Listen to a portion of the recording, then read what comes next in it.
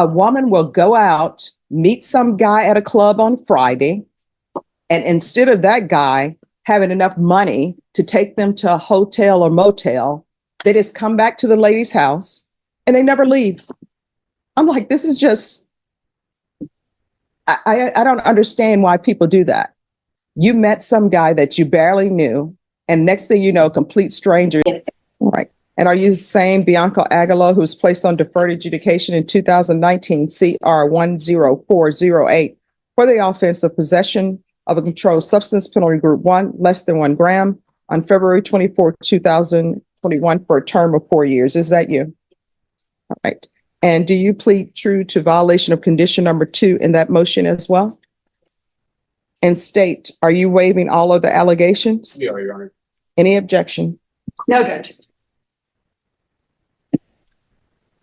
Did you understand in each cause number by pleading true to violation of condition number 1, court could find it true, grant the motion, find you guilty, sentence you up to 2 years in the state jail facility and up to $10,000 fine? Knowing that, do you still wish to plead true to violation of condition number 2 in each cause number? Then in each cause number, the court will find violation of condition number 2 true. Is there a proposed agreement? There is, Your Honor. We're asking that you adjudicate the defendant guilty, revoke her community supervision, and sentence her to 1 year in the state jail. All right. And is that what you're requesting? It is, Judge, and that the time be run concurrent, and she should have credit for time served in both cases.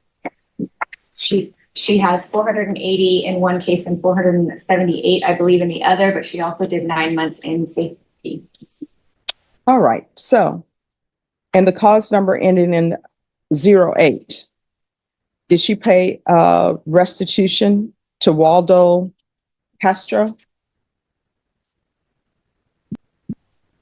I guess not, Judge. Okay. Judge, if you just give me one moment. Sure.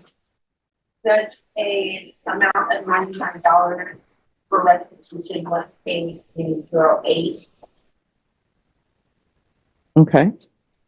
And was there any restitution to Gilbert Ramirez that was due? No, Judge, don't have to record that. All right. And what has she done on probation? Your Honor, she was in drug court and she was doing fairly well in drug court. She was a couple of weeks from actually graduating and she relapsed. She completed the dual diagnosis residential facility and she completed safe P. You want to raise your right hand for me, please? Do you solemnly swear or affirm the testimony you give will be the truth and nothing but the truth, so help you God? All right, you can lower your hand, state your name for the record. Yeah. All right. So what's going on with your life? Why didn't you successfully complete probation? I got such a Okay, you're going to have to stop whispering. I can't hear. I went around with the wrong people again, but I was doing very well. I was able to maintain a job. I actually still have my job. They put me on a leave of absence for now. I was renting my own house. I still have my house, thank God. But I had a setback. I relapsed. All right. So there has to be more going on because felony drug court just doesn't kick you out because you relapsed. I was mixed up with the wrong crowd again, and I'm not. What does that mean, the wrong crowd? I went back to the same people that I kind of distanced myself from.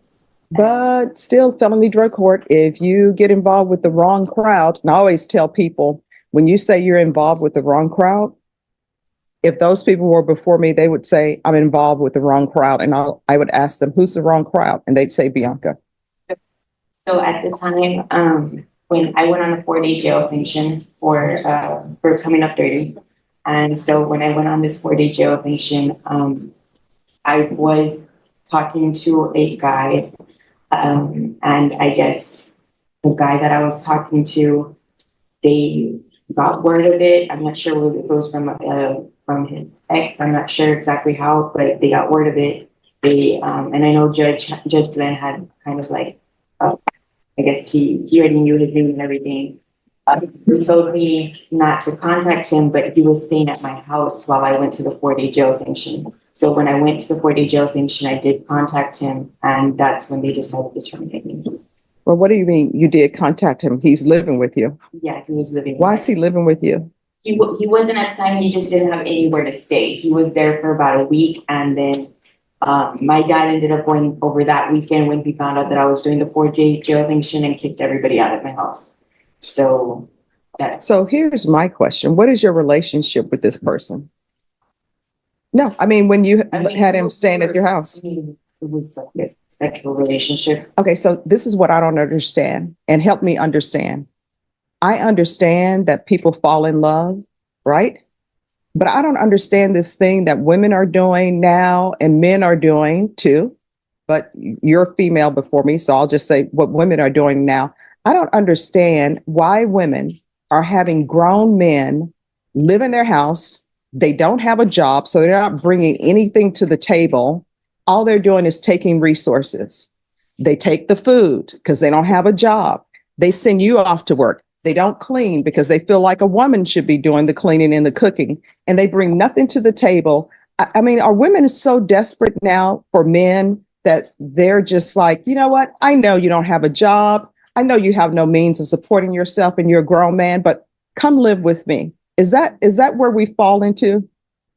That we're so desperate to have a man in our life that we would risk going to the state jail facility for 2 years to have a man in our life. And the thing about it is, I know with felony drug court, they probably told you more than one time not to have contact with him. They told me that weekend because it was that week that they found out about him. I had just known him a couple weeks. Okay, and here's the other thing. You know somebody for 2 weeks, and next thing you know, they're living with you. You know, that's how children end up getting killed. Let me just tell you, in my experience as a prosecutor and defense attorney, you know what ends up happening? A woman will go out, meet some guy at a club on Friday, and instead of that guy having enough money to take them to a hotel or motel, they just come back to the lady's house and they never leave. I'm like, this is just, I don't understand why people do that. You met some guy that you barely knew, and next thing you know, a complete stranger is living in your house. And in my day, you are the person that they used to do after school specials for. You're just a walking Lifetime movie waiting to be happening. And you know what? Mom and I will sit and watch that Lifetime movie. And you know what we'd say? Oh, no, there's no way somebody would let a complete stranger who has no job move in with them. This can't be a true story. And then you know what happens in the Lifetime movie? The screen goes black, and then you got a law named after you. So I don't know why I should just give her a year for disobeying the rules of felony drug court. And I don't think it's just one time. Felony drug court doesn't do this thing, because I used to be an attorney in felony drug court. If I were in felony drug court, they would say, Stephanie, we don't want you having contact with John Doe, because John Doe is a drug user. John Doe sells drugs. Don't have contact with him. And I'm like, oh, okay. And then they catch me with John Doe. You know what they do? They don't kick me out of drug court. You know what they say? Hey, this is the last time we're going to tell you. We're giving you this amount of time to get John Doe out of your apartment. And if you have issues with John Doe getting out of your apartment that's in your name, here's an attorney for you. They will do the necessary things and tell you what you need to do to have that person removed from your apartment. I know they did that. And I don't think you told them John Doe was living with you. I think you were shocked. They learned he was living with you. Okay, so I didn't tell them. I did try to lie about it in the beginning, but when I went in to talk to the judge, I already knew what it was about. I didn't know what it was about. Because you know they found out. They didn't find out he was living with me, but I let them know that day because I just knew that he pulled up the records. I know how Judge Clem is, and I know they've given me multiple chances, and so they had to tell me that was it. And I understand that I was in there for 3 years, so I know Elsa knew me very well. And do you have children? I have 2 children there with their dad. And you letting this man come in your house just put your children before that man. Were you planning on ever having visitation with your children? And then you know what would have happened? You would have had visitation with your children, and that man would have been there, a complete stranger. And children are always dependent on their parents to alert them to danger and not bring danger to him. And you know You know how children sometimes end up getting abused and murdered because parents are letting complete strangers come live with them. And that same guy that you have who's not working, and then he sends you off to work and you leave your children with a complete stranger. That's what happens. All of this because people have, I guess, no self-esteem for themselves or lowering their standards. Let me help you out. At some point, you know what the bare minimum standard you should have if you're getting involved with the guy? Unless he is super wealthy, that person needs to have a job. You don't need to be supporting an adult male. You're not even supporting your children, but you're supporting a grown man. I'm not going to give you a year. All right. I'm finding 2 true in each case. And I'm going to send you to 18 months in the state jail facility. Finding you guilty.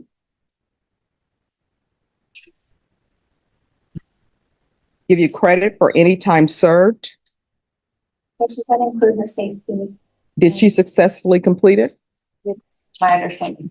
Probation, did she successfully complete safety? Yes, sir. And I believe DDR. Yes, sir. Okay. I'll give you credit for safety because you successfully completed.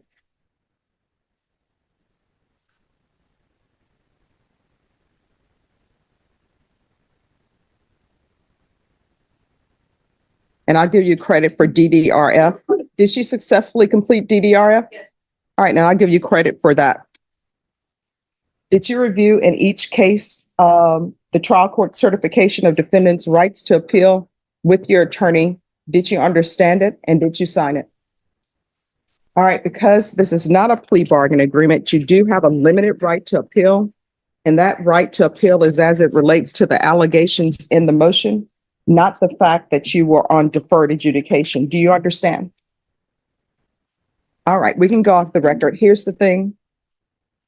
You are an adult. If you want to do silly things and risk your life by moving in complete strangers in your house, you can do that. But the problem is when you have children, then children end up with complete strangers. And people will always tell me they will not allow drug addicts or whoever to babysit their children. That's what you do when you move a complete stranger, a grown man who doesn't have a job. Have some standards and don't go past those standards, and don't ever let complete strangers come and live in your apartment. You understand? All right, good luck to you, okay? And when you get out, if you still have issues and you want some help with drug treatment, you can always come back to court and I'll find a place for you, okay? All right, good luck to you. Court is calling 2020 CR 9618 State versus Ricky Thatcher. Could I have parties announce? Megan Galloway for the state. Bianca Agalo, on behalf of the Honorable Ricky Thatcher. You know, the indictment as presented. No, Your Honor, we are waiving the repeater enhancement and the deadly weapon allegation and count 1. We are proceeding on count 2, but we have a motion to proceed on the lesser included offense of possession of a controlled substance, PG1, 200 to 400 grams. And then we are proceeding on counts 3 and 4 as is. And count 2. The state is proceeding on the lesser included offense of possession of a controlled substance, penalty group 1, 200 grams to 400 grams. That's a first-degree felony. Range of punishment is anywhere from 5 to 99 years or life in prison and up to a $10,000 fine. Count 3 is evading arrest detention with a vehicle. Count 4 is felon in possession of a firearm. Those are third-degree felonies. Range of punishment for each of those is anywhere from 2 to 10 years in prison and up to a $10,000 fine. Did you understand? Yes, Your Honor. Mr. Thatcher, has anyone threatened you, coerced you, or placed you in fear to get you to enter this plea? No, Your Honor. Anyone promised you anything other than the plea? No, Your Honor. Are you satisfied with the way you've been represented? Yes, Your Honor. Are you a U.S. citizen? Yes, Your Honor. Court will find that the defendant has knowingly and voluntarily waived his right to jury trial. Did you review the plea bargain page with your attorney? Did you understand it? Yes, Your Honor. According to the plea, the state is proceeding on counts 2, 3, and 4. They're proceeding on the lesser included offense in count 2, of possession of a controlled substance, penalty group 1, 200 grams to 400 grams. Punishment is to be assessed at 8 years in the prison. There's a $2,000 fine.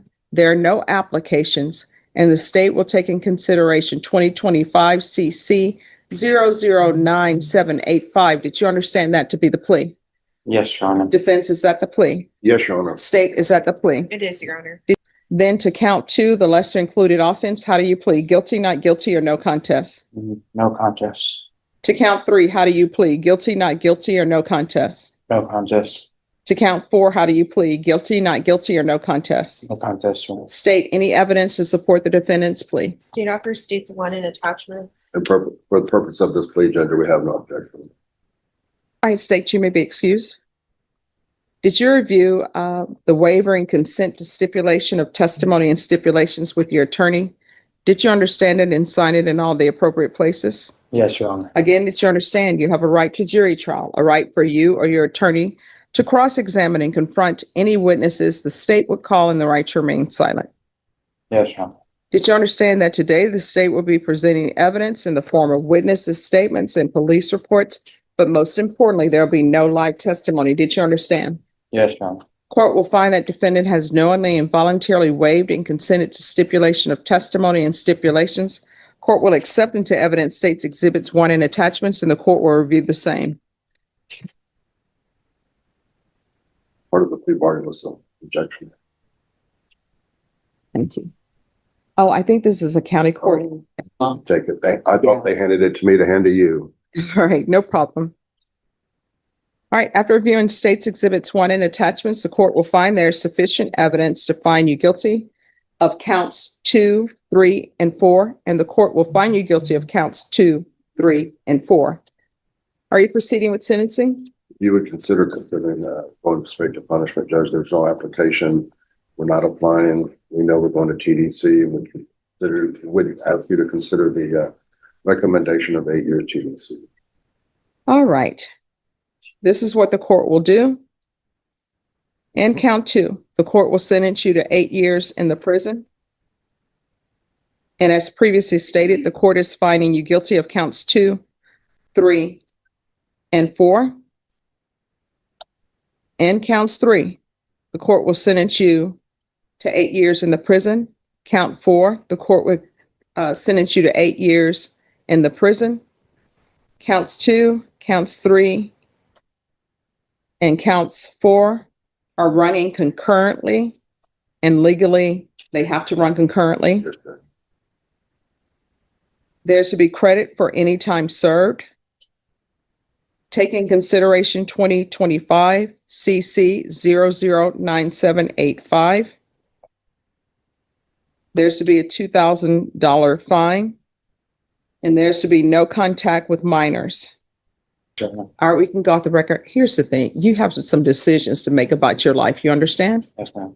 Only 1 or 2 things will happen in the business that you're in. Number 1, the money that you make, that's the fast money.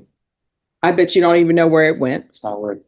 and it's not worth it. And because when you do this, you are building your happiness off someone else's misery, and that's never a good thing to do. Do you understand? Sure. All right, good luck to you. Thank you. Thank You're you. welcome. Bianca appeared before Judge Stephanie Boyd on a motion to adjudicate guilt after violating her 2019 deferred adjudication probation for possession of a controlled substance.